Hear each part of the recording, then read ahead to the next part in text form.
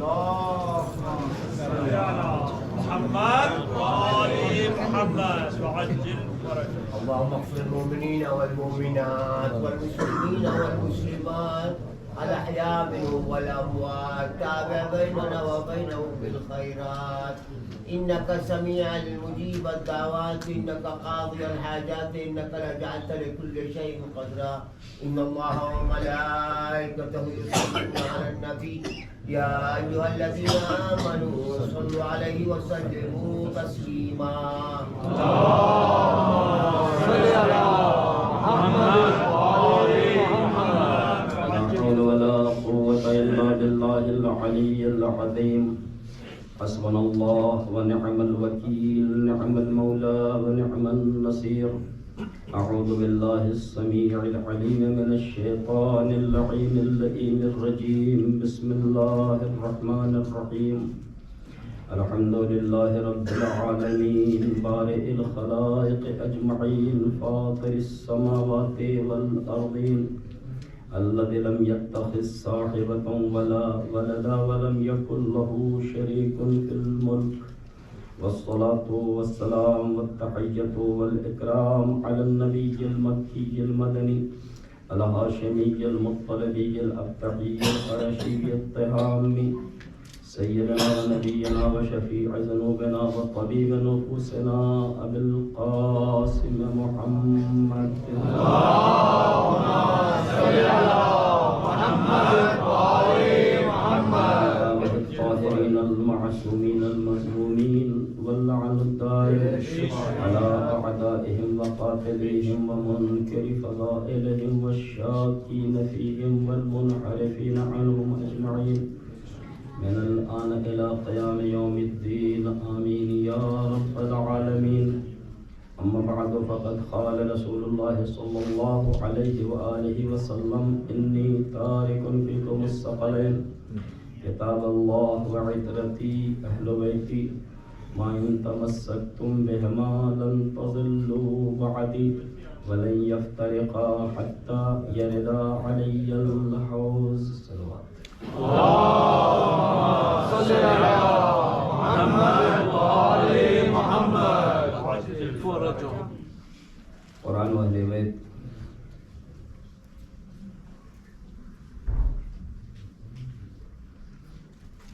ہدایت امت کے ذمہ دار ہیں.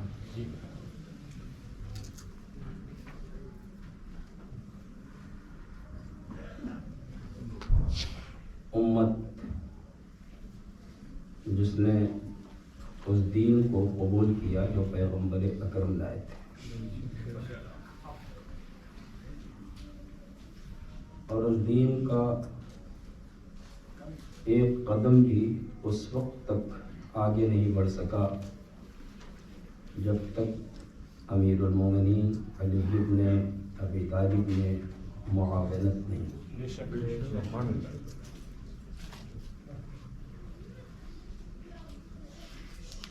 اسی لیے پیغمبر نے اس شخصیت کا ایک عرصہ دراز تک انتظار کیا تھا کہ اس دین کے پھیلانے میں سختیاں آئیں گی، اور ان سختیوں سے نپٹنے کے لیے کوئی شخصیت ہونی چاہیے.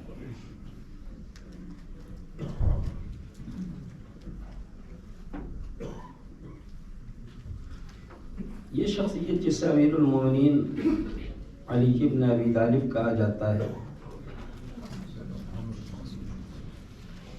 اگرچہ اس شخصیت نے اپنی پوری زندگی اسلام کے لیے وقف کی، مگر نہیں معلوم کیا وجہ ہے کہ مسلمان ان کا نام لے کے بھی ان سے دور رہنا چاہتا ہے،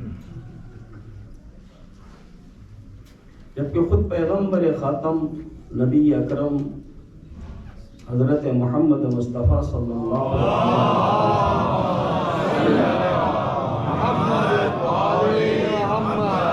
وسلم نے جناب امیر المومنین سے فرمایا علی خدا کو کسی نے نہیں پہچانا مگر میں نے اور تم نے، اور مجھے کسی نے نہیں پہچانا مگر تم نے اور خدا نے، کیا بات، اور تمہیں کسی نے نہیں پہچانا مگر میں نے اور خدا نے۔ سبحان اللہ، سبحان اللہ۔ جناب سلمان، جناب ابو ذر غفاری بزم نبی سے نکلتے ہیں اور کسی طرف جا رہے ہیں، کسی سے ملاقات ہو گئی، اس نے پوچھا کہاں سے آ رہے ہو؟ کہا بزم پیغمبر سے۔ کہا وہاں کون لوگ تھے؟ جو لوگ تھے ان کا نام لیا، اور پھر آخر میں کہا کہ ایک صاحب اور تھے۔ کہ کون؟ کہ میں انہیں پہچانتا نہیں۔ یہ سیدھے بزم نبی میں پہنچے، وہاں دیکھا جتنے نام لیے گئے تھے سب موجود ہیں، ان کے علاوہ ایک امیر المومنین موجود ہیں۔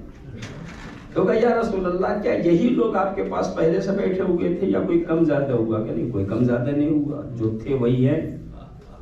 کہا تو آپ نے ابو ذر کے بارے میں فرمایا ہے کہ ابو ذر ایسا سچا ہے کہ زمین نے ایسے سچے کا بوجھ نہیں اٹھایا، آسمان نے ایسے سچے پہ سایہ نہیں کیا۔ کہا پھر؟ کہ یا رسول اللہ آج مجھے کچھ شک ہو رہا ہے ابو ذر میں۔ تو شک ان لوگوں کو نبوت پہ ہوا ہے، ابو ذر پہ ہو جائے تو کیا بڑی شک؟ کہ کیوں شک ہو رہا ہے؟ کہ اس لیے کہ ابو ذر سے میں نے پوچھا کہاں سے آ رہے ہو؟ کہ بزم نبی سے۔ کہا کون ہے؟ کہ فلاں فلاں لوگ ہیں، اور کہا ایک صاحب اور ہیں انہیں میں نہیں پہچانتا، اور انہوں نے صرف علی کا نام نہیں لیا۔ اتنے میں ابو ذر بھی پہنچ گئے۔ تو پیغمبر فرماتے ہیں ابو ذر کیا ان سے تم نے ایسا کہا ہے؟ کہا یا رسول اللہ۔ کہا کیوں؟ کہا کیا تم علی کو نہیں پہچانتے؟ تو ابو ذر فرماتے ہیں یا نبی جب آپ خود فرما چکے ہیں کہ علی تمہیں یا خدا نے پہچانا ہے یا میں نے، تو میری کیا مجال ہے کہ میں کہوں میں نے بھی علی کو پہچانا۔ صلوات بھیجے محمد و آل محمد۔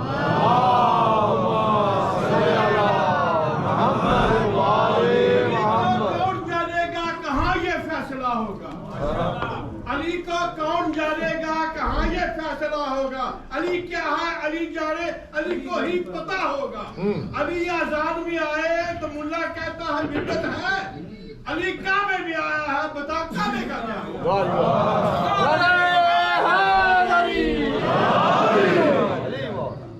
عزیزان گرامی، ذات امیر المومنین ایک ایسی ذات ہے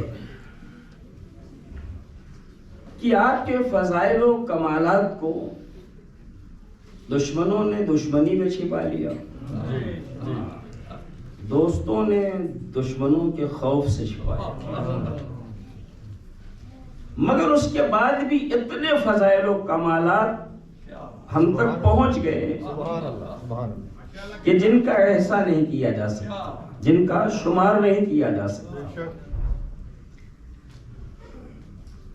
جب لکھنے والے جناب امیر المومنین کے سوانح حیات لکھنے بیٹھتے ہیں اور تھک جاتے ہیں تو یہ کہہ کے قلم رکھ دیتے ہیں کہ مرد نامتناہی انسان لامحدود۔ کیا بات، سبحان اللہ۔ ایسا مرد جس کے فضائل و کمالات کی کوئی انتہا نہیں ہے، ایسا انسان جس کے کمالات کی حدوں کو پہچانا نہیں جا سکتا۔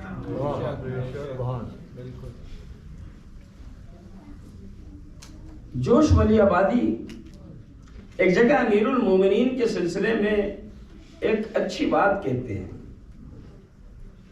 وہ کہتے ہیں ہزاروں ماہ و سال کے مسلسل تجربوں کے بعد یہ کلیہ قائم کیا گیا، یہ بات طے کی گئی کہ جس ہاتھ میں قلم ہوتا ہے وہ تلوار کو اپنی گرفت میں نہیں لے سکتا، اور جو ہاتھ تلوار چلانے کا عادی ہوتا ہے ان ہاتھوں میں قلم نہیں سنبھلتا، مگر امیر المومنین علی کا ہاتھ تنہا وہ جامع ازداد ہاتھ ہے جو دونوں کو مساوی روانی کے ساتھ چلاتا ہے۔ آپ میدان جنگ میں سراپا شمشیر آبدار ہیں تو صفحہ قرطاس پہ کلی کے گوہربار ہیں۔ صلوات بھیجئے محمد و آل محمد۔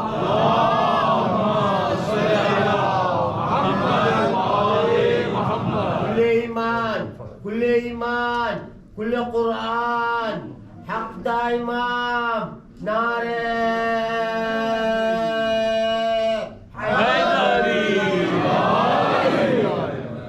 علی اس شخصیت کا نام ہے، قرآن جس کی تعریف و توصیف میں آیتیں بھیجے، جبرائیل جس کی تعریف و توصیف و مدح و ثنا کریں، ملائکہ جن کی قصیدہ خوانی کریں، اور پیغمبر جن کے لیے ارشادات کے دریا بہائیں۔ اس ذات کو امیر المومنین کہا جاتا ہے۔ ہم جیسے لوگ بیٹھے بیٹھائے جن کی عقلوں میں بڑی باتیں نہیں آتی کہتے ہیں مگر یہ کچھ سمجھ میں بات نہیں آ رہی ہے۔ مسئلہ علی کا ہے، جس دن علی سمجھ میں آ جائیں گے علی نہیں رہ جائیں گے۔ کیا بات ہے، کیا بات ہے۔ وہ ذات وہ ہے کہ جس دن ہماری سمجھ میں آ جائے اس دن علی علی نہیں رہ جائیں گے۔ خود امیر المومنین فرماتے ہیں ینحدر عن السیل ولا یلقى الی الطیر، مجھ سے علم و عرفان کا ایک سمندر موجیں مارتا ہوا نکلتا ہے، میری بلندیوں تک طائر وہم و گمان انسانی پر بھی نہیں مار سکتا۔ کیا بات ہے، کیا بات ہے، سبحان اللہ۔ مولانا جو بلاغہ میں فرما رہے ہیں ینحدر عن السیل ولا یرقى الی الطیر، میں وہ ہوں جس سے علم و عرفان کا ایک سمندر موجیں مارتا ہوا نکلتا ہے، اور میری بلندیوں تک وہم گمان، انسان جو گمان کرتا ہے، سوچتا ہے، وہم کرتا ہے، اس کا پرندہ میری بلندیوں تک پر بھی نہیں مار سکتا۔ کیا بات ہے، کیا بات۔ تو جب خود مولا فرما رہے ہیں کہ میری بلندیوں تک طائر وہم و گمان انسانی پر نہیں مار سکتا، تو ہم یہ ہمت کریں کہ کہیں سمجھ میں نہیں آ رہے۔ مسئلہ یہ ہے کہ سمجھ میں خوب آتا ہے، سمجھ میں باتیں آتی ہیں، ایسا نہیں کہ بالکل نہیں آتی ہیں، مگر جو سمجھنا نہ چاہے اسے سمجھایا نہیں جا سکتا۔ کہتے ہیں سوئے ہوئے کو جگایا جاتا ہے، جگتے ہوئے کو نہیں جگایا جا سکتا۔ تو بغض و عداوت امیر المومنین جب کہتے ہیں نہیں سمجھنی نہیں ہے، ہمیں سمجھ کے بھی نہیں سمجھنا ہے تو انہیں سمجھایا نہیں جا سکتا۔ لیکن عزیزان گرامی، آپ سمجھیں نہ سمجھیں، جو صاحب فضیلت ہے وہ ہے، اور وہ ویسے ہی صاحب فضیلت رہے گا۔ پیام اعظمی صاحب ایک جگہ پہ ایک پیاری بات کہتے ہیں، وہ کہتے ہیں کہاں کہاں سے نہیں سمجھیں گے، محراب میں علی ہیں تو منبر پہ ہیں علی، محراب میں علی ہیں تو منبر پہ ہے علی، ہجرت کی شب رسول کے بستر پہ ہیں علی، کعبہ گواہ دوش پیمبر پہ ہے علی، جنت علی کی ملک ہے کوثر پہ ہے علی، ہر جا علی ملیں گے، نہ دامن بچائیے بچنا علی سے ہے تو جہنم میں جائے۔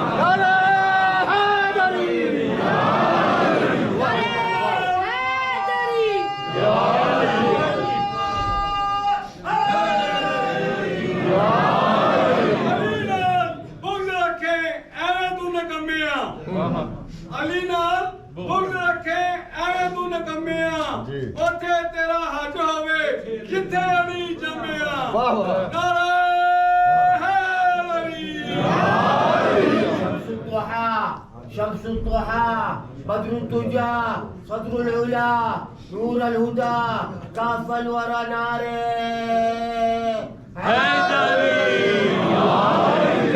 مشکلوں کے واسطے ڈیفینس ہونا چاہیے، مشکلوں کے واسطے ڈیفینس ہونا چاہیے. کون ہے مشکل کشا یہ سینس ہونا چاہیے. شب ہجرت مرتضیٰ کو سلا کر بستر پر یہ مصطفیٰ سمجھا گئے یہ بھائی میں اور یار میں ڈیفرنس ہونا چاہیے.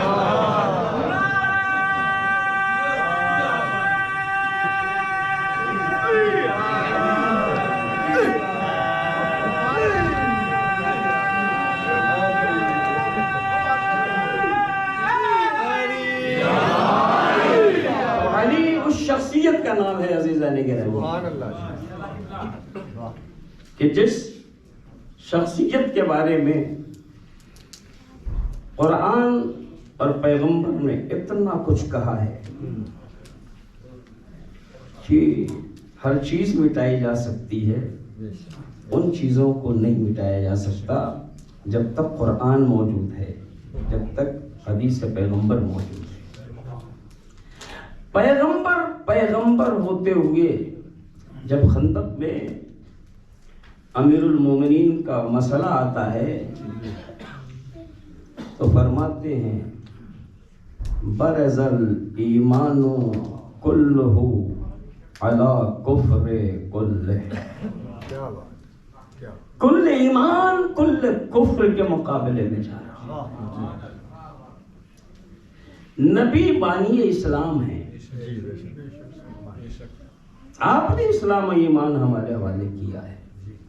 پیغمبر نے اپنی پوری زندگی میں کسی کو بھی اپنے مقابلہ کرنے والے کو کل کفر نہیں کہا ہے.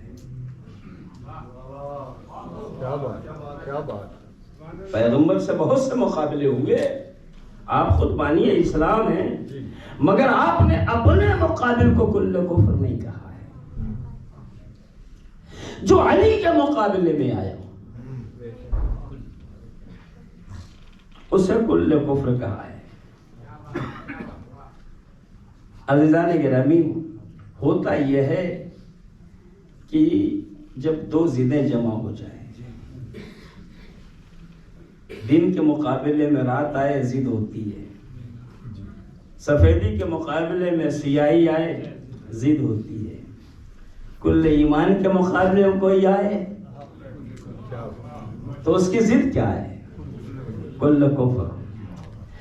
پیغمبر میدان خندق میں امیر المومنین کے لیے کل ایمان کی لفظیں نہیں استعمال کر رہے ہیں، ایک معیار دے رہے ہیں. میرا مخالف کل کفر نہیں ہے، علی کا مخالف جو بھی علی کے مقابلے میں آ جائے، علی کل ایمان ہے تو وہ کل کفر ہے. اب اس پہ توجہ نہ دینا کہ آنے والا گھر میں سے آ رہا ہے کہ باہر سے. صلوات علی محمد و آل محمد.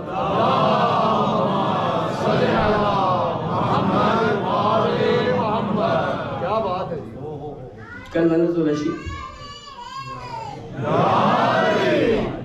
نے آپ کی خدمت میں ذوالعشیرہ کا تھوڑا سا حصہ پیش کیا تھا. ٹھیک ذوالعشیرہ کی جو کیفیت تھی وہی خندق میں بھی نظر آ رہی ہے.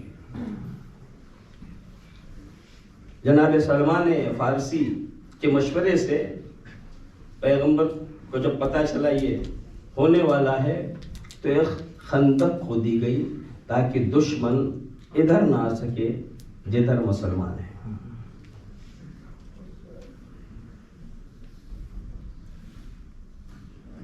اس کے باوجود اس جنگ میں دشمن کا ایک سپاہی اپنے زمانے کا بہت ہی مشہور سپاہی کا، جس نے اپنے گھوڑے کو ایڑ لگائی تو وہ اس خندق کو پھاند کے ادھر آ گیا جہاں مسلمانوں کے خیمے تھے.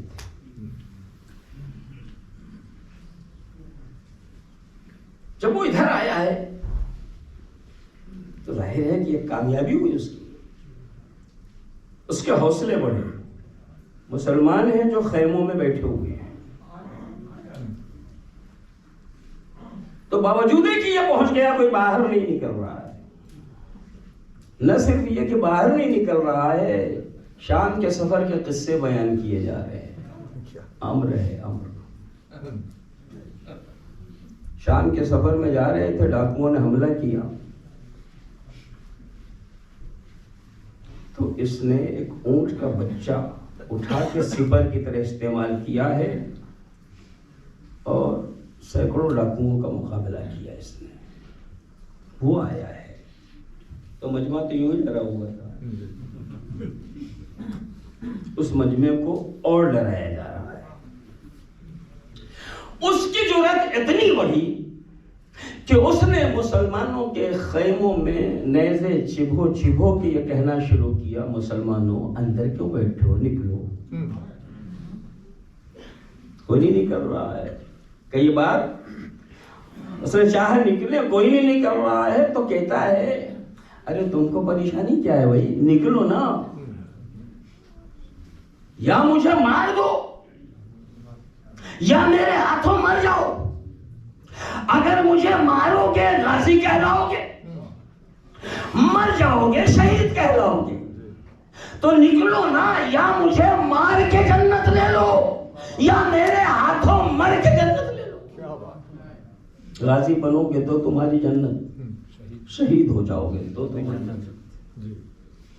مگر اس کے بعد بھی کوئی نکلنے کو تیار نہیں نکلے.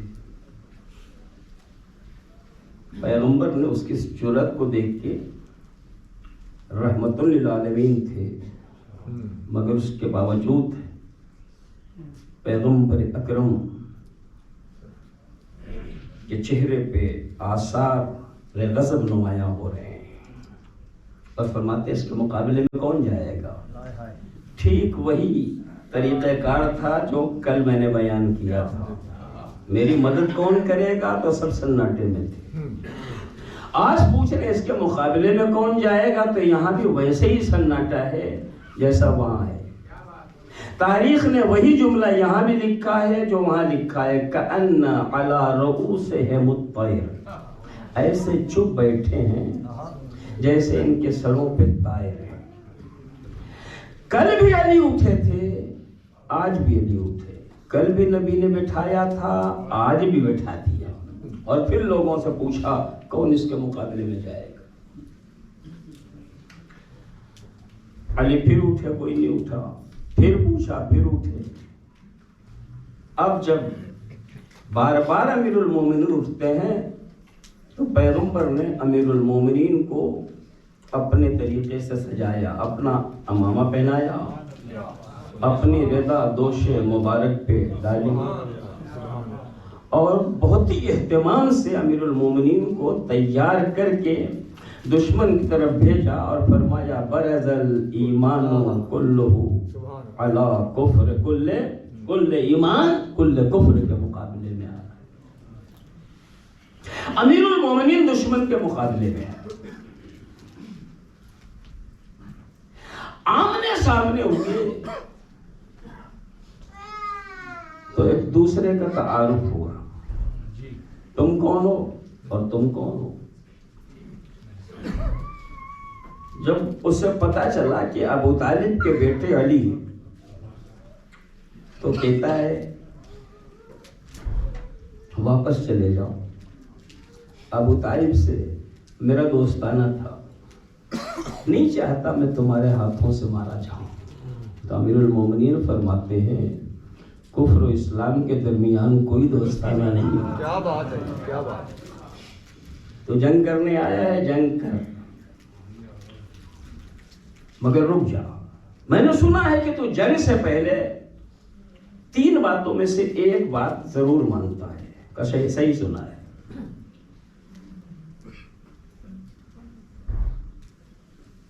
تو امام فرماتے ہیں کہ پہلی بات اسلام قبول کر لے تاکہ جنگ نہ ہو. کہ نہیں ہو سکتا. کہ ٹھیک ہے، کوئی زبردستی بھی نہیں ہے اسلام قبول کرنے کے سلسلے میں، ہمارا کام تو ہم نے کہہ دیا، نہیں کرنا چاہتا کوئی بات نہیں۔ دوسری بات کہ واپس چلا جاؤ، واپس چلا جاؤ۔ وہ کہتا ہے میں نہیں چاہتا کہ عرب کی عورتیں مجھ پہ ہنسیں، مسلمان نہیں ہے مگر اتنا غیرت دار ضرور ہے کہ اسے احساس ہے بھاگوں گا تو عرب کی عورتیں ہنسیں گی۔ صلوات جو محمد والے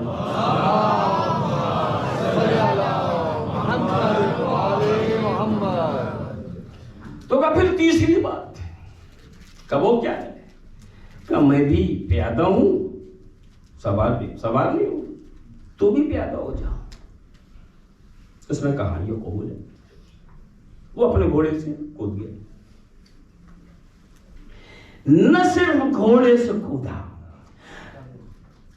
وہ جنگ آزمودہ تھا نا، اتنی دیر کی گفتگو میں سمجھ گیا کہ ممکن ہے بھاگنے کی نوبت آ جائے، تو غیرت دار اتنا تھا کہ نہ صرف وہ گھوڑے سے کودا بلکہ گھوڑے سے نیچے آتے ہی اس نے اپنے گھوڑے کے پیروں کو پے کر دیا، کاٹ دیا اس کے پیروں کو، کہ اگر کوئی نوبت بھی آ گئی تو نہ گھوڑا رہے گا نہ میں بھاگوں گا۔ اور اس کے بعد جنگ شروع ہوتی ہے، جنگ کا آغاز ہوتا۔ پہلا امیر المومنین نے فرمایا تو جس انداز سے بھی حملہ کرنا چاہے شروع کر۔ اس نے شروع کیا، اور جب بہت دیر تک وہ اپنے ہر انداز کو اپنا چکا تو بولنے کا بس مجھے پتا ہے تیرے پاس اس سے زیادہ کچھ نہیں ہے اور اب میری باری ہے۔ ایسے میں پیغمبر خاتم اپنے اس لشکر سے فرماتے ہیں کہ علی میدان جنگ میں ہے، نکلو جاؤ دیکھو کون جیت رہا ہے۔ علی اگر جیتے تو جو پہلے علی کے جیتنے کی خبر مجھے دے گا میں بھی اس کی جنت کا ضامن ہوں اور خدا بھی اس کی جنت کا ضامن ہے۔ کیا بات ہے۔ اتنا سننا تھا کہ سارے مسلمان خیمے سے باہر آئے۔ مسلمانوں کا مزاج جانا، جب کچھ کرنا رہتا ہے تو جنت کی فکر نہیں رہتی، جب بغیر کیے جنت ملے تو سب لینے آتے ہیں۔ صلوات جو محمد والے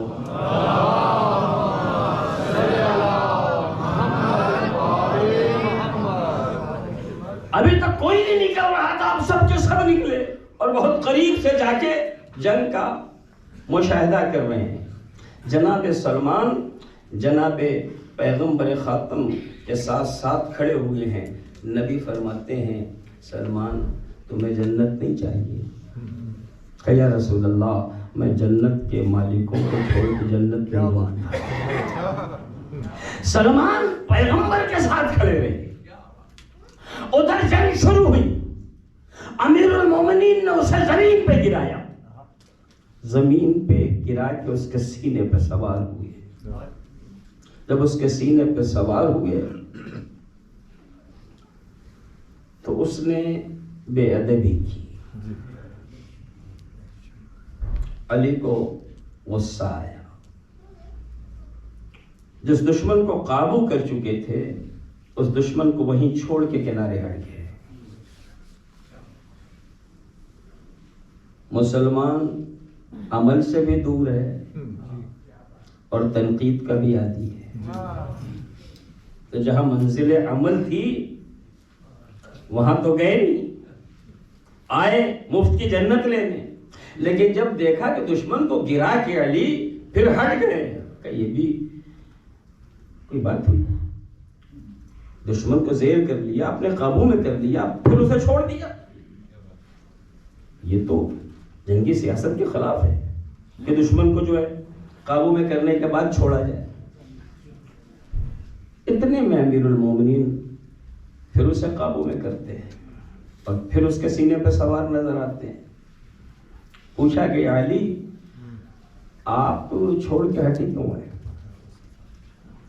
کہ اس لیے چھوڑ کے ہٹے ہیں کہ جب اس نے بے ادبی کی تو مجھے غصہ آ گیا، اس غصے میں قتل کرتا تو میرا نفس شامل ہوتا، میں اپنے دشمن کو قتل کرتا ہوں، میں نے کبھی اپنے دشمن کو قتل نہیں کیا ہے، میں نے ہمیشہ خدا کے دشمن کو قتل کیا، ہٹ اس لیے گیا ہوں تاکہ غصہ فروغ ہو جائے تو اس کا قتل خالصتاً لوجہ اللہ کروں۔ ادھر اس کا قتل ہوا، ادھر مجمع اڑا تاکہ نبی کو خبر دے کہ نبی علی کامیاب ہو گئے ہیں۔ سلمان نے دیکھا بڑی تیزی سے لوگ آ رہے ہیں، دھیرے سے کہا یا رسول اللہ مبارک ہو، آپ کے بھائی علی کامیاب ہو۔ کہا سلمان میں بھی تیری جنت کا ضامن ہوں، خدا بھی تیری جنت کا ضامن ہے۔ عزیزان گرامی، یہ چھوٹی سی بظاہر دکھائی دینے والی بات نظر آ رہی ہے، مگر یہ اتنی بڑی بات ہوئی کہ جب لوگوں نے اعتراض کیا جواب ملا، اور اس کے بعد پیغمبر فرماتے ہیں اس عمل کے سلسلے میں ضربت علی یوم الخندق افضل من عبادت الثقلین الى یوم القیامہ۔ علی کی ایک ضرب جو علی نے خندق کے دن امر کے سر پہ لگائی، وہ قیامت تک آنے والے انسانوں، جناتوں، ملائکہ کی عبادتوں سے افضل ہے۔ اے پروردگار، یہ ایک ضرب اتنی افضل کیسے ہو سکتی ہے؟ تو شاید نبی آواز دیں، کسی بھی عمل کی افضلیت پرخلوص نیت کی وجہ سے ہوتی ہے۔ دشمن کو اس طرح میدان قتال میں اپنے قابو میں کرنے کے بعد اللہ کے لیے ہٹنا اور پھر غصہ فروغ ہو جائے تو اسے قتل کرنا، اتنا پرخلوص عمل نہ صبح قیامت تک کوئی لا سکتا ہے، نہیں کسی کا عمل کبھی علی کے عمل کے برابر ہو سکتا۔ اللہ اللہ اسلام میں شان حیدر، بار اللہ اسلام میں شان حیدر، افسوس نہ سمجھ پایا مسلمان مقام حیدر۔ آج بھی جنگ میں جو کرتے ہیں کمال جرات، مرد میدان کو ملتا ہے نشان حیدر۔ ضربت علی یوم الخندق افضل من عبادت الثقلین الى یوم القیامہ۔ علی کی ایک ضرب جو خندق کے دن لگائی، قیامت تک آنے والے انسانوں، جناتوں، ملائکہ کی عبادتوں سے افضل و بہتر ہے۔ اس کا ایک عمل اتنا افضل اور اتنا برتر ہے، اس کی پوری زندگی کا عمل کتنا اعلیٰ و افضل ہوگا۔ عزیزان گرامی، اس علی نے جو بھی کیا وہ کارنامہ اس قابل ہے کہ اس کا ذکر کیا جائے، اس کا تذکرہ کیا جائے۔ اور جو عمل مولا نے فرمایا کیا، ایسا کیا کہ انسان تو انسان، ملائکہ کو بھی اس عمل کی تائید کرنی پڑی، اور اس عمل کے سلسلے میں اعلان کرنا پڑا لا فتح الا علی، لا سیف الا ذوالفقار، نہیں ہے کوئی جوان علی کے علاوہ، نہیں ہے کوئی تلوار ذوالفقار کے علاوہ۔ تو یہ سارے کارنامے جو امیر المومنین نے انجام دیے، کن بنیادوں پہ؟ کہ ہر جنگ میں جناب امیر المومنین کو پیغمبر اکرم کے لشکر کا علمدار قرار دیا جاتا۔ آپ کی زندگی کے سارے یہ واقعات و حادثات بتاتے ہیں کہ علمدار ہر ایک کو نہیں بنایا جا سکتا، دیکھ کے بنایا جاتا ہے کہ علمدار کون اس لائق ہے کہ علمدار بنے. یہ ایک شرف ہے عزیزان گرامی، اور شرف آدمی اپنی نسلوں میں منتقل کرنا چاہتا ہے. علی کی زندگی شرف ہی شرف ہے، اور شرف انسان اپنی زندگی میں منتقل کرنا چاہتا ہے. اور شاید یہی وجہ تھی کہ جناب امیر المومنین جناب عقیل سے کہتے ہیں بھیا کوئی ایسا خاندان بتاؤ جس میں میں شادی کروں تو اس سے جو بچہ پیدا ہو وہ ایسا شجاع بہادر مرد میدان ہو جو کل میرے حسین کے کام آئے. اور جناب امیر المومنین نے اس انداز سے تربیت کی اس آنے والے بچے کی جسے عباس کہا جاتا ہے. صرف امیر المومنین نہیں بلکہ آپ کی مادر گرامی کی تربیت کے اثرات بھی بہت نمایاں تھے، بہت نمایاں. عباس بھی علی کے بیٹے، محمد حنفیہ بھی علی کے بیٹے، لیکن دونوں کی ماؤں میں بڑا فرق تھا. دونوں باعزت گھرانے سے تعلق رکھتی تھی، مسئلہ صرف تربیت کا تھا. جنگ جمل میں جب جناب امیر المومنین نے محمد حنفیہ کو میدان میں جانے کے لیے کہا تو اگر سے پہلے سے تعلیم دے چکے تھے، محمد جب میدان کارزار میں جاؤ تو دانت پہ دانت جمے رہنے چاہیے، رکاب میں پیر مضبوطی کے ساتھ رکھے رہنا چاہیے. اور دیکھو جب تم لشکر کے اس سرے پہ ہو تو نگاہیں اس سرے پہ ہونی چاہیے، وغیرہ وغیرہ تفصیل سے جناب محمد حنفیہ کو امیر المومنین نے میدان کارزار میں جنگ کا سلیقہ سکھایا تھا. لیکن جب جناب محمد حنفیہ دشمن کے مقابلے پہ گئے اور اچانک تیر بارانی ہوئی، اس لیے کہ ان کے شجاعت و بہادری کا بھی سکہ عام تھا، ہر ایک جانتا تھا محمد حنفیہ کیا ہے. تو جب یہ میدان میں چلے ہیں تو سامنے سے دشمن نے تیر بارانی کی، جھجک کے رک گئے محمد حنفیہ. امام نے کہا بڑھو، پھر بڑھ گئے، پھر تیر چلا، پھر رک گئے. پھر امام نے کہا محمد بڑھو، پھر بڑھے، پھر تیر چلا، پھر رکے. اچانک امام فرماتے محمد یہ تمہاری خطا نہیں ہے، تمہاری ماں کے دودھ کی خطا ہے. محمد حنفیہ جیسی شخصیت کے لیے امیر المومنین کا یہ فقرہ ملتا ہے، تمہاری خطا نہیں ہے، یہ دودھ کا اثر ہے. لیکن عباس کی پرورش آپ کی مادر گرامی نے اس انداز سے کی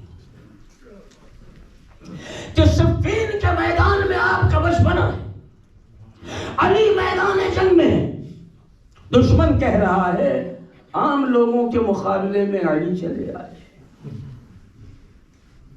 یہ بات علی کو زیب نہیں دیتی کہ ہر غیرے کے مقابلے میں آ جائے. امیر المومنین کو پتا چلا، مولا نے کہا ٹھیک ہے میں نہیں جاتا. جناب عباس کی عمر غالباً 13 سال بھی ہے. آپ کے چہرے پہ نقاب ڈالی اور انہیں بھیج دیا، جاؤ میدان کارزار میں. جناب عباس نے جب صفین میں لڑنا شروع کیا تو دشمن نے کہا علی سے کہا، علی کہہ رہے تھے اب ہم نہیں آئیں گے، مگر وعدہ کر کے بھی علی ہی آئے ہیں. فرق یہ ہے پہلے کھلے چہرے سے آئے تھے، اب نقاب ڈال کے آئے. اس عمر میں شیر نے ایسی جنگ کی کہ دشمن کہہ رہا ہے علی دوبارہ آئے، فرق اتنا ہے اپنے کو چھپانا چاہ رہے، نقاب ڈال کے آئے. مولا کو پتا چلا دشمن یہ کہہ رہا ہے، جا کہا جاؤ میرے عباس سے کہہ دو نقاب پلٹ دے تاکہ تاکہ دنیا کو پتا چل جائے علی نہیں ہے، علی کی آغوش کا پروردہ شیر غزل پر ہے جسے عباس ہے۔ اور محمد علیہ محمد ملائکہ صلوات۔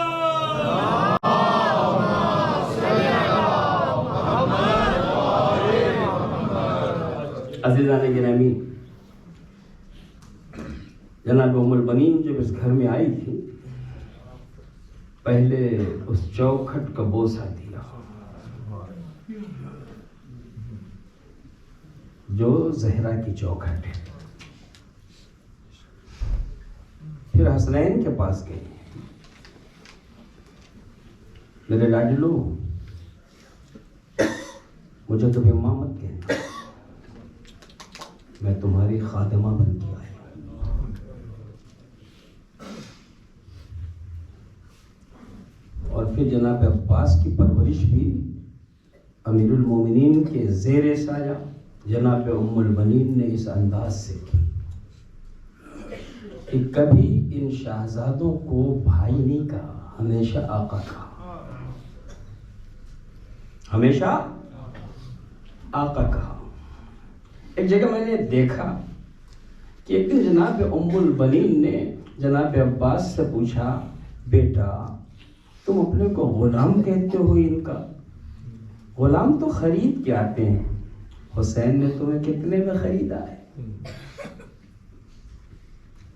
جناب عباس فرماتے ہیں، مادر گرامی آپ بھی تو اپنے کو زہرا کی کنیز کہتی ہیں، کنیز بھی خرید کے آتی ہے، جتنے میں بی بی نے آپ کو خریدا ہے اتنے ہی میں میرے آقا نے مجھے خریدا ہے۔ امیر المومنین کی زندگی میں ایک مرتبہ جناب امام حسین فرماتے ہیں، بھیا پیاس لگی ہے، دوڑے ہوئے گئے ہیں، ایک کاسے میں پانی لیا ہے، اپنے سر پہ رکھا ہے، احترام سے لے کے چلے ہیں تو وہ پانی چھلک رہا ہے، سر سے لے کے چہرے تک پانی مسلسل گر رہا ہے۔ امیر المومنین نے دیکھا، رونے لگے۔ آپ کے اصحاب نے فرمایا، مولا یہ تو خوشی کا مقام ہے، ایک بھائی بھائی کے لیے کس مخلصانہ انداز سے آگے بڑھ رہا ہے۔ کہاں، مگر جو میں دیکھ رہا ہوں تم نہیں دیکھ رہے ہو۔ آج حسین پانی لا رہا ہے، پانی چہرے پہ ہے عباس، اور کل یہی عباس حسین کے بچوں کا پانی لینے کے لیے جائے۔ اس دن پانی اس کے سر سے نہیں بہ رہا ہوگا، سر پہ گرز گرا پڑے گا، اور اسی انداز سے پورا چہرہ عباس کا رنگین ہے۔ عزیزان گرامی، آج حضرت عباس سے علمدار کا دن ہے، اور اس دن میری ہمیشہ سے کوشش رہتی ہے ایک ذرا سی تفصیل سے اپنے آقا و مولا کا تذکرہ کروں۔ آقا کی شان عجیب و غریب ہے۔ ائمہ بھی ہمارے آقا ہیں، یہ امام نہیں ہے، مگر نہ معلوم کیوں جتنی توقع ہمیں جناب عباس سے لگی رہتی ہے،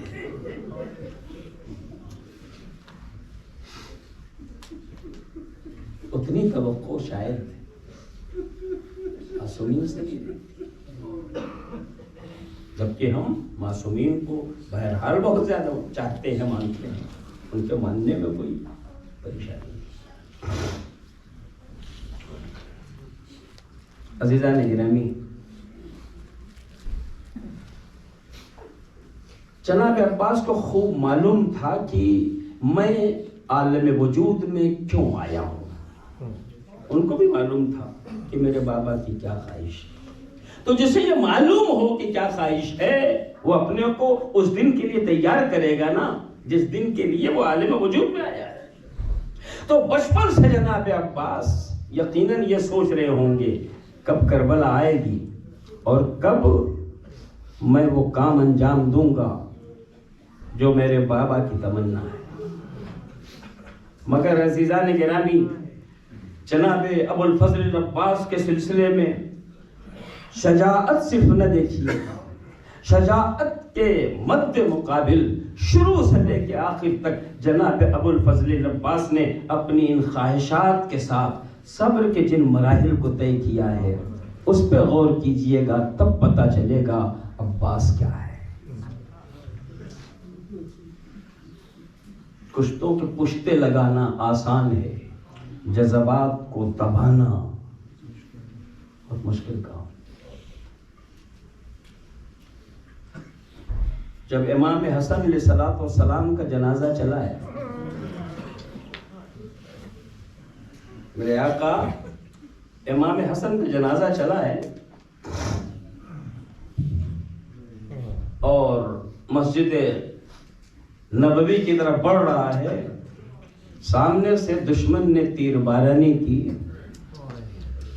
تو اس وقت تلوار کے قبضے پہ عباس کے ہاتھ پہنچے۔ امام حسین فرماتے ہیں بھیا جنگ نہیں کرنی، بھائی کی وصیت ہے، اگر وہاں دفن ہونے کی اجازت مل جائے تو ٹھیک، ورنہ جنگ نہ کی جائے، ہمیں بقی میں دفن کر دیا جائے۔ اس کے باوجود اتنے تیر چلے ہیں کہ جس میں نازنین امام حسن پہ ہر طرف سے تیر پیوست ہیں۔ ایسا کسی جنازے کے ساتھ شاید نہیں ہوا کہ مرنے کے بعد تیروں سے جنازہ چھلنے کے۔ ایسے میں جناب عباس کے جذبات کیا ہوں، مگر امام نے کہا نہیں، ہماری طرف سے جنگ نہیں ہوگی، تو رک گئے عباس۔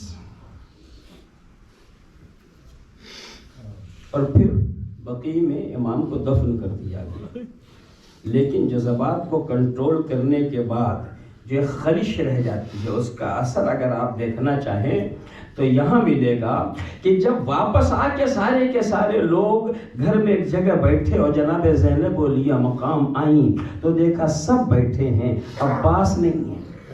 عباس کہاں ہے کا خبر نہیں۔ اب ڈھونڈنا شروع کیا بے قراری ہے، ایک حجرے میں اکیلے رو رہے ہیں۔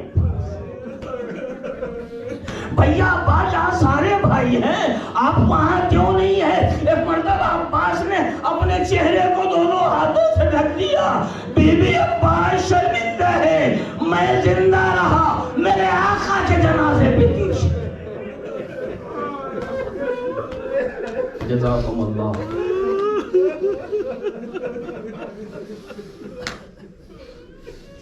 خدا آپ کو کسی غم میں نہ ڈالے سوائے غم اہل بیت۔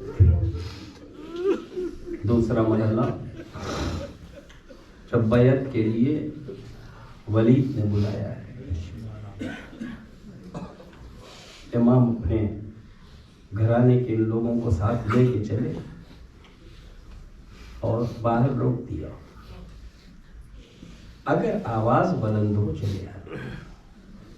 مروان نے جب بدتمیزی شروع کی تو امام نے سختی کے ساتھ اسے جواب دیا۔ اس آواز کے بلند ہوتے ہی یہ سارے جوان دربار میں پہنچے، عباس کے ہاتھوں میں پھر تلوار آ گئی۔ امام نے ایک بار پھر عباس کو روکا۔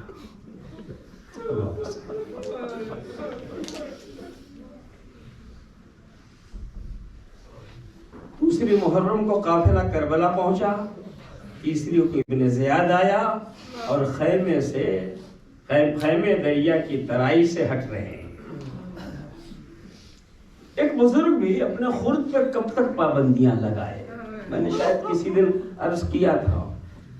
ایک مرتبہ جب امام نے دیکھا کہ شیر کو غضب آ گیا تو اب خود نہیں کہا، بی بی زینب سے کہتے ہیں غضب ہو گیا، بہن کیا ہوا؟ عباس کو جلال آ گیا، کیا چاہتے؟ کہ بس میں چاہتا ہوں جنگ ہماری طرف سے شروع نہ ہو۔ اور پھر بی بی نے بلا کے عباس کو اپنے انداز سے روکا۔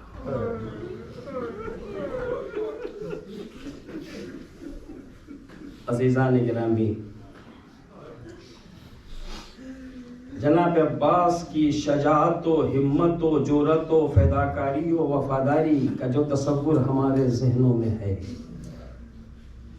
ان سارے تصورات کے بعد 2 تاریخ سے دریا سے پانی بند ہو گیا، بچوں نے العطش کی صدائیں دینی شروع کی، 7 سے خیام حسینی میں پانی کا ایک ایک قطرہ ختم ہو گیا، بچے تڑپ رہے ہیں، عباس میں کیا گزر رہی ہوگی،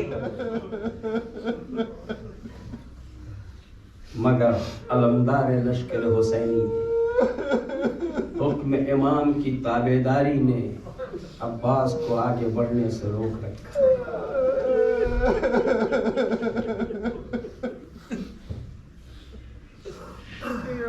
عباس کے حوصلے، عباس کے ارادے، شب عاشور جناب زہیر قین نے کہا عباس تمہیں پتا ہے علی نے تمہیں کس دن کے لیے خزانہ کر رکھا؟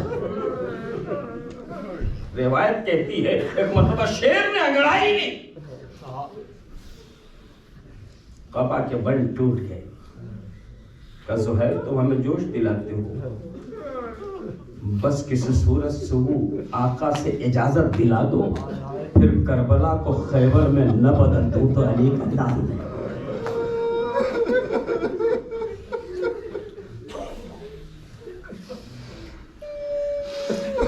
نو کی شام امام میرے خیمہ پہ بیٹھے، غنودی آئی، دشمن کا لشکر خیمے کی طرف بڑھ رہا، شہزادی زینب نے بھیا کو ہوشیار کیا، بھائی لشکر بڑھ رہا ہے، عباس جاؤ پوچھو کیا ارادہ ہے۔ عباس گئے، کیا ارادہ ہے، یسر یا بیعت؟ کہ ٹھیک یہیں ٹھہرو، میں بات کر کے آتا ہوں، جواب دے دیں۔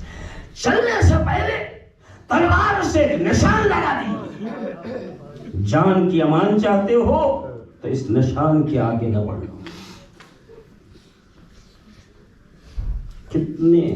کتنا اعتماد تھا عباس کو اپنی شجاعت، جان کی امان چاہتے ہو اس نشان سے آگے نہ بڑھنا، اور کسی کی ہمت نہیں ہوئی کہ اس نشان سے آگے بڑھے۔ کسی نے پیاری بات کہی، خیبر تو تیرے باپ کے ہاتھوں پہ رکا تھا، خیبر تو تیرے باپ کے ہاتھوں پہ رکا تھا، اور شام کا لشکر تیری نظروں پہ رکا ہے۔ نو گزری، شب عاشور گزر گئی، صبح سے وفا پرستوں کا شہادت کی طرف بڑھنا شروع ہو گیا، ایک ایک کر کے لوگ جا رہے ہیں۔ عباس بھی بار بار امام کی خدمت میں آ رہے، مولا میں لشکر کا علمدار ہوں، مجھے تو اجازت دیجیے، اور امام فرماتے عباس تم نہیں رہو گے تو میرے لشکر کا علمدار کون رہ جائے گا، اور یہ کہہ کے جناب عباس کو روک دے رہے، یہاں تک کہ شام ہو رہی ہے، شام قریب آ گئی، عصر کا وقت قریب آ گیا، کئی بار اجازت لینے کے لیے جناب عباس آئے۔ جب آخری بار امام نے کہا کہ عباس تم نہ رہو گے تو میرے لشکر کا علمدار کون رہے گا، تو شیر نے کہا مولا اب وہ لشکر کہاں رہ گیا جس کا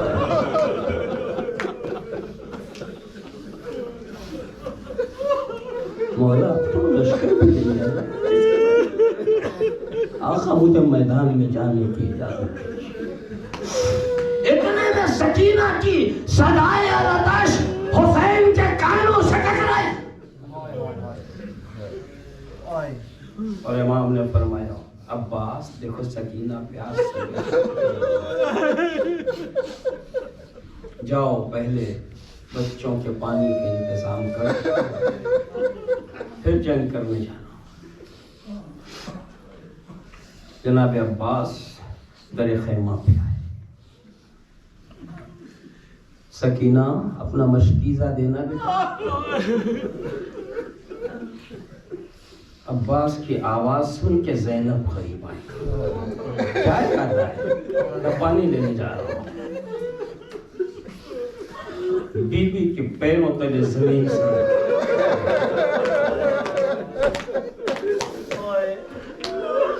عباس کبھی بچپن میں میرے بازوؤں سے ردا ہٹی تھی.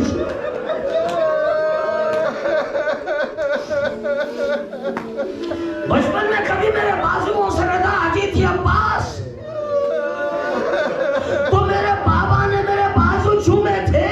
میں نے کہا بابا عرب کے لوگ بچوں کی پیشانی چومتے ہیں, آپ نے بازو کیوں چومے؟ تو کہا بیٹی ایک دن ان بازوؤں میں رسی بندھے گی.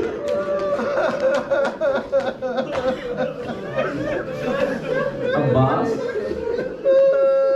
مجھے پتا بابا خبر دے رہے ہیں تو ایک دن ہوگا, لیکن میں سوچتی تھی, میں نے بابا سے کہا بابا عرب میں جس کا ایک بھائی ہوتا ہے اس کی بہن کی طرف کوئی آنکھیں نہیں اٹھا سکتا. خدا رکھے میرے 18 بھائی ہیں, کس کی ضرورت ہے جو میرے بازوؤں پہ رسی باندھے گا؟ اے عباس میں سوچتی رہی وہ کون سا دن ہوگا. اب جب تم میدان میں جانے کو تیار ہو گئے, مجھے یقین ہے اب چادر چھنے گی, اب اسیری آئے گی, اب بازوؤں میں رسی بندھے. جزاکم اللہ, خدا آپ کو کسی خون میں نہ سوائے اہل بیت کے. خدا ان آوازوں پر اپنی رحمتیں نازل کرے جو ہمیں اہل بیت کی تعلیم کرے. جناب عباس خیمے میں سکینہ بیٹی اپنا مشتی ڈالے گا. مستقل پیاس کی صحبتیں برداشت کرتے ہوئے بچے تڑپ رہے ہیں. عباس نے سکینہ سے کہا ہے مشکیزہ تھا, میرا یقین ہے کہ بی بی جب مشکیزہ لے کے آ رہی ہوگی تو بچوں کو تسکین دے رہی ہوگی. بچوں اب گھبرانا نہیں, اب یہ پیاس باقی نہیں رہے گی, اب تمہیں نہیں تڑپنا پڑے گا. میرا شیر چچا پانی کے لیے جا.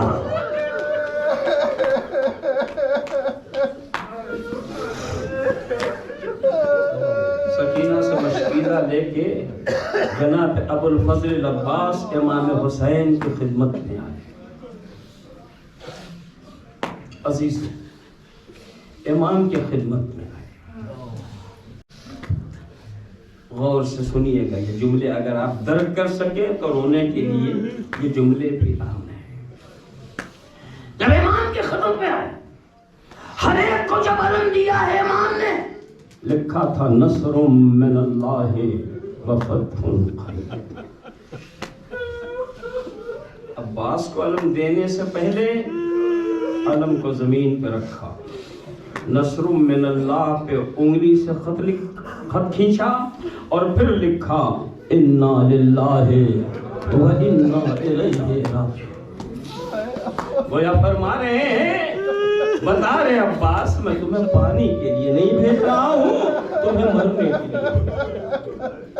عباس جنگ کی اجازت نہیں, تلوار لے کے نہیں جا سکتے, یہ ٹوٹا ہوا نیزہ ہے یہ لے کے جاؤ. اگر دشمن حملہ کرے اسے دفاع کر لینا.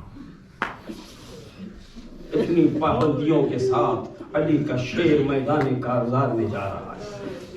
اس کے باوجود آپ کی حیبت اور شجاعت کو سامنے رکھتے ہوئے دشمن کی فوجیں خود بخود عباس کو جگہ دے رہی ہیں اور بھاگتی چلی جا رہی ہیں, اور شیر دریا کی طرف بڑھتا چلا جا رہا ہے. جو سامنے آتا ہے اسی نیزے کے ذریعے آسمان کی طرف اچھالتے ہیں, اور جب اوپر سے آتا ہے تو اسی نیزے پر روکتے ہیں. اس طریقے سے علی کا شیر میدان کارزار میں یہاں تک کہ شیر دریا کی ترائی تک پہنچا, مشکیزے کو نم کیا,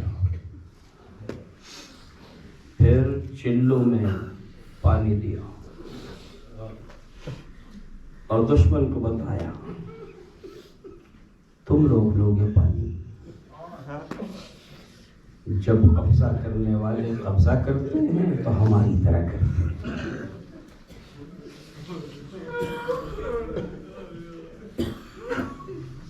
अब्बास ने चिल्लों में पानी लिया, पीने के लिए नहीं लिया था। अलबत्ता बाज लोग कहते हैं कि चिल्लों में पानी लिया है तो उसमें सकीना की तस्वीर दिखाई दी। चचा जान हम प्यासे हैं। अब्बास ने उस पानी को फेंका, मशकीज़ा भरा और भर के खैमागाह की तरफ लेके चले।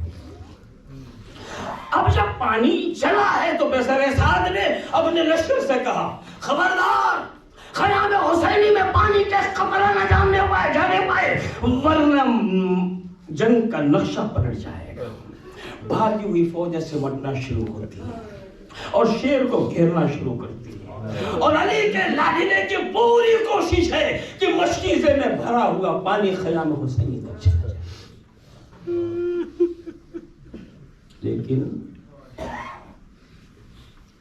लेकिन किसी ने छिप के वार किया। शेर का दाहिना बाजू कलम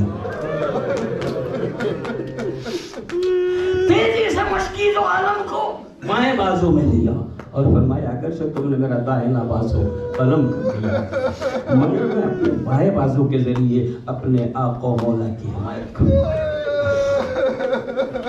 थोड़ी ही देर में दूसरी तलवार लगी, बायां बाजू कलम हो गया। शेर ने तेजी से मशकीज़ो आलम को दांतों से सलाम लश्कर हुसैनी पे जिसने आलम की लाज रखी और आवाज दी, आका जब तक खुद नहीं गिरूंगा आलम को गिरने नहीं दूंगा।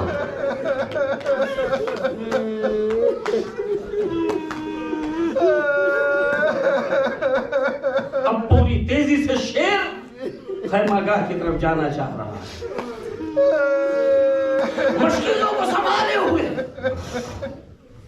इतने में एक सनसनाता हुआ तीर आके मशकीज़ दूसरा आंख में लगा और उधर सर पे गुर से गिरा पड़ा।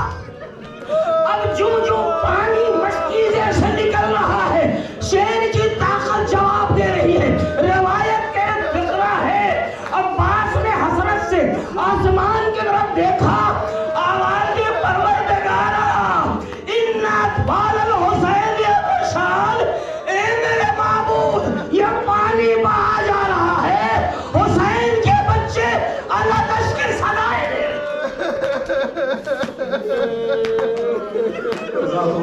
जज़ाकुमुल्लाह।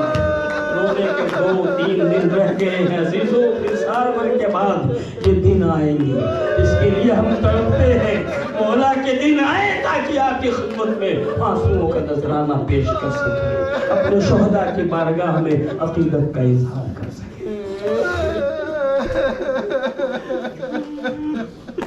अज़ादारान इमाम अली मक़ाम जब सर पे गुल से गिरा पड़ा तो शेर जमीन पे भला गया। एक जगह मैंने देखा है, एक खतीब बड़ी अच्छी खताबत करते थे और मसाइब पढ़ते थे। उनके दोस्त के ख्वाब में हजरत अबुल फज़ल अब्बास तशरीफ लाए। कहते हैं तुम्हारा दोस्त हमारी मजलिसें पढ़ता है मगर हमारे मसाइल नहीं पढ़ता। तो मौला पढ़ता है क्या? नहीं, हमारे मसाइल नहीं काका पढ़ता है, कभी परसों उसने पढ़ा था, मगर हम जो चाहते हैं वो नहीं पढ़ता। आप बता दीजिए ताकि मैं उसे बता दूं सुनेंगे। उस आलिम ने क्या बताया, ख्वाब में आपने कहा कि वो ये नहीं पढ़ता, उसको ये ख्याल नहीं कि जब भी करबला में कोई शहीद घोड़े से गिरा तो हर गिरने वाला अपने को हाथों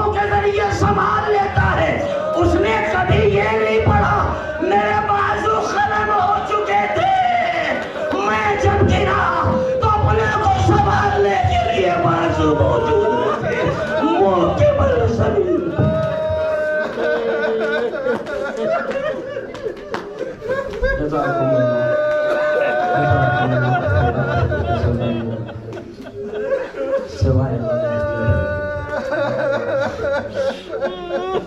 अब्बास घोड़े से गिरे, घोड़े से गिरे। अस्सलामु अलैका या अबा अब्दुल्लाह अल हुसैन। आका हुसैन आप पे सलाम। इस आवाज के सुनते ही हुसैन ने कमर पकड़ ली। अल्आन इनकसर ज़हरी व क़ल्लत।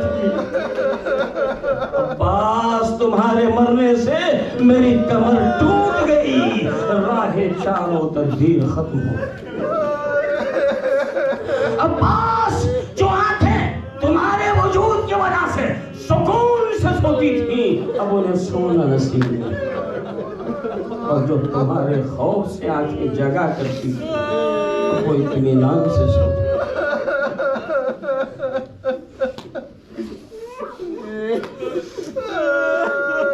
आवाज सुनने के साथ कमर थामे हुए हुसैन सहरा की तरफ आए।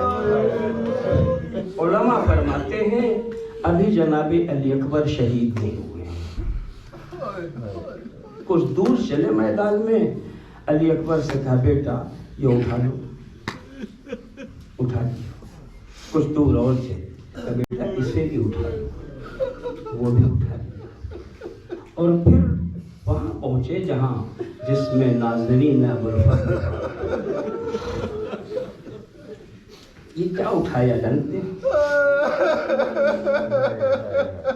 ये रोक रोक के कहा ये पहला बाजू, ये दूसरा बाजू। इसका मतलब समझे आप?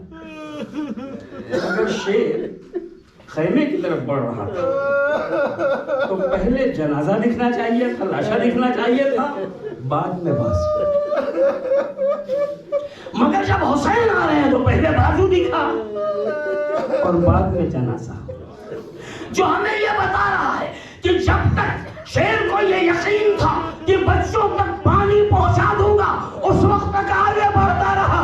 मगर जब सारी उम्मीदें मुनक़ता हो गई तो शेर ने कहा सकीना चचा शर्मिंदा है, और ये कह के फिर इधर पड़ जाए ताकि जितना मुमकिन हो बच्ची से दूर रहे। वादा किया था सकीना पानी का, चचा शर्मिंदा है तुमने पानी नहीं दिया। मेरे आका हुसैन सिरहाने पहुंचे। भैया भैया एक आरज़ू, एक ख्वाहिश मौत तुम्हारे बिल्कुल करीब खड़ी है। बोला क्या ख्वाहिश है? भैया पूरी जिंदगी तुमने कभी हमें भाई नहीं कहा। हमेशा आका का हुसैन चाहता है आखिरी बार भाई के।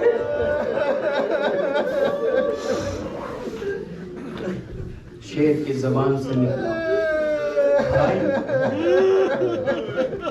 या आखी। अब अब्बास ने कहा आका मेरी भी ख्वाहिश है। क्या मैंने माजरा गिरानी से सुना है जब पैदा हुआ ना सबसे पहले आपकी ज़ियारत की थी।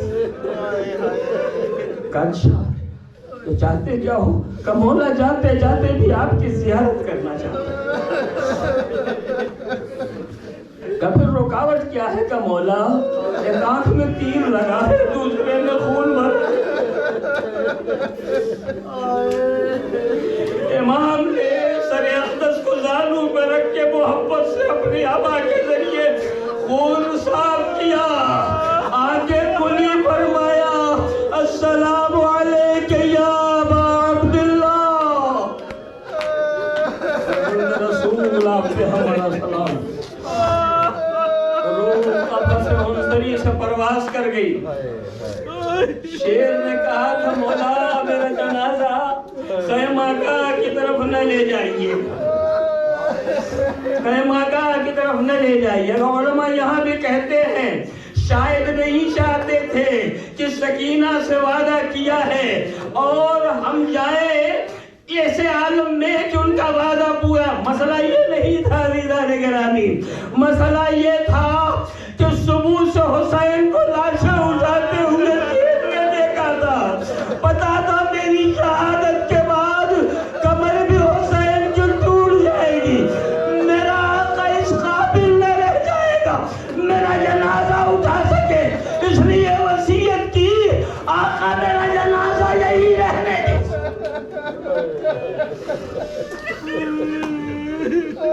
जनाजा नहीं छोड़ा गया। आका ने अलम एक हाथ में लिया और एक हाथ में खाली मस्की था। अब जो खैमागाह की तरफ चले, बच्चे दरवाजे पे इंतजार कर रहे थे। वो देखो हमारा शेर सजा आ रहा, हर एक की ढारस बंधी हुई। वो देखो अब अलम झुका फिर उठा, वो देखो लहराया, वो देखो आ रहा है। और अब होते होते जब हुसैन अलम मस्कीजा को लेके खैमागाह पे पहुंचे, बच्चों ने देखा खून से अटा हुआ है, परेशान हो गए। मौला के कदमों में आके आवाज दे रहे हैं, आका अलम आया, अलमदार क्यों नहीं आया? मस्कीजा आया, सबका है, सकीना क्यों नहीं आया? सकीना आवाज दे रही है, बाबा चचा से कह दो वापस चले आए। सकीना वादा करती है अब कभी पानी का तकाजा नहीं है।